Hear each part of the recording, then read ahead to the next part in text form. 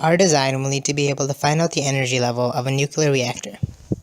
This will be done by measuring Cherenkov radiation that is emitted by the reactor, and we will be able to test this at the Polestar reactor located in Burlington Labs on NC State's campus.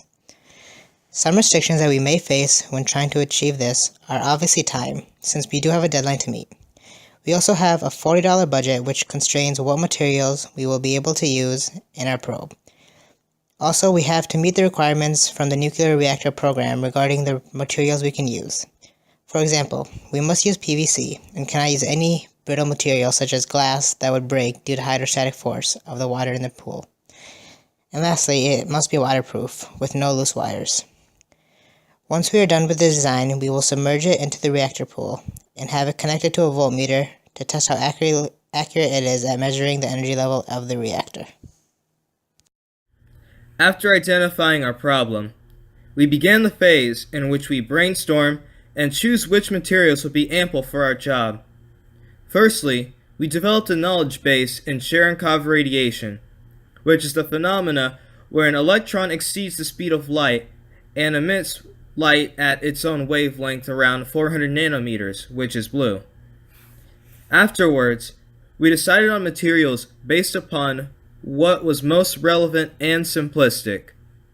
Concerning windows, we chose acrylic due to it having a lower refractive index, causing more light to penetrate. The method of light detection chosen was photodiodes due to their cheap price, and the series circuit distributed light evenly between the diodes. Sealants that were used for our project were the standard PVC cement and caulk, since they're considered hermetic. We had a $40 budget, a maximum of $10 per person to spend on our project. This was especially important to our projects since we have to have purchased certain materials. For example, a minimum of 10 feet of PVC, which by itself already costed $5, and when combined with a PVC coupler and mail-in connector are almost $10, 1/4 of our budget already. We also need lots of wiring and photodiodes, which are relatively expensive. Thankfully, we were able to get our photodiodes from the engineering resource room. We were also able to get acrylic for our window donated to us by the Industrial and Systems Engineering Department located in Daniels Hall. The rest of our materials were purchased at Home Depot at a total cost of $23.60. If we were not able to get the photodiodes from the resource room, we would have been pushing our budget greatly, but thankfully we had a plan in place where we would have still been under budget. We would have just had less room for error. In order to build our probe, we first gathered all of our materials and set up our workstation in Daniels Hall. We began assembling our probe by making the window that fits to the end of the pipe to allow the photodiodes to be submerged in water. We used a circular acrylic sheet fit to the end of our PVC pipe and sealed it by using silicon-based caulk. We then had to solder our diodes to the wires, which gave us some difficulty at first because the first diodes that we purchased had very small metal electrodes and made it hard to get good connection with the solder to our wire without burning out the diode itself. We also had to decide whether we should string the wire through the pipe before we soldered the diodes, which we chose to do so we would not have a bunch of loose wires hanging around.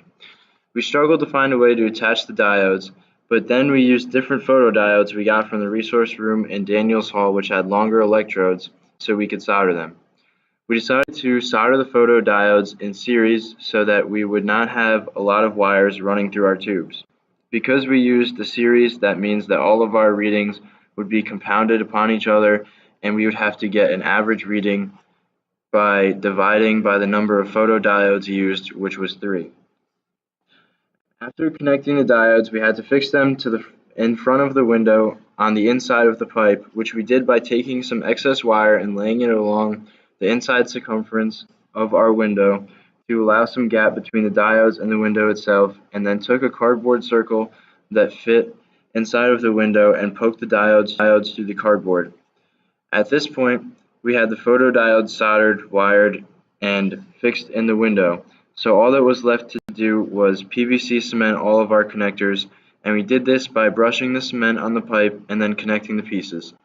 Now we had our final product, a 10-foot long PVC tube with a window photodiodes and 5 feet of excess wire hanging out of the end of the pipe to attach our multimeter to.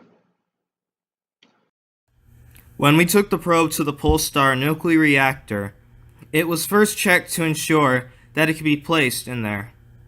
Afterwards, it was submerged in the reactor pool and the power level was given to us. 3 known power levels were given, accompanied by voltage readings.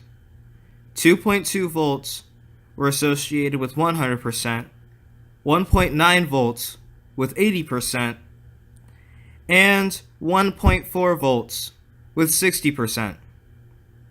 We were given a final mystery power level. It gave us a result of 1.8 volts, and after leaving the reactor, we constructed an equation based on the data correlations. Using this, we predicted that the power level was 78.3%.